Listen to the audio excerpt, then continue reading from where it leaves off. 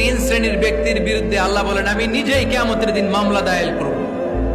I will be against them in the day of judgment. Three categories of people I will be against them in the day of judgment. তিন শ্রেণীর লোক কিয়ামতের দিন তারা ছাড় পাবে না।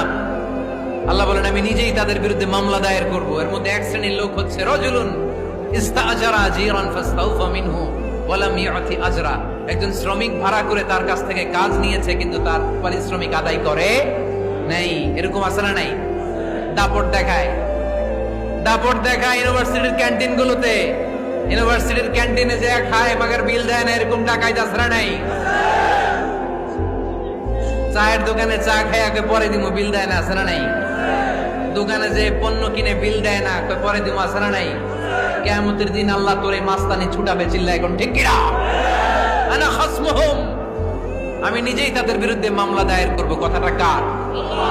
এজন্য বিশ্বনবী বললেন খবরদার, মেহনতি মানুষ, খেটে খাওয়া মানুষ, এদের দোয়া কবুল হয়ে যায়।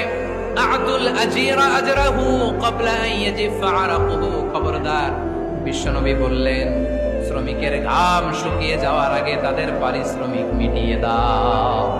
বিশ্বনবীর বিখ্যাত হাদিস, আতুল আজিরা আজরাহু ক্বাবলা আন ইয়াজিফা আরাকুহু। শ্রমিকের ঘাম মাটিতে লাগার আগে, শুকিয়ে যাওয়ার আগে তাদের পারিশ্রমিক মিটিয়ে দাও। কেননা তারা যদি বদদোয়া করে তোমার জীবনকে জাহান্নাম বানিয়ে দিবে কে?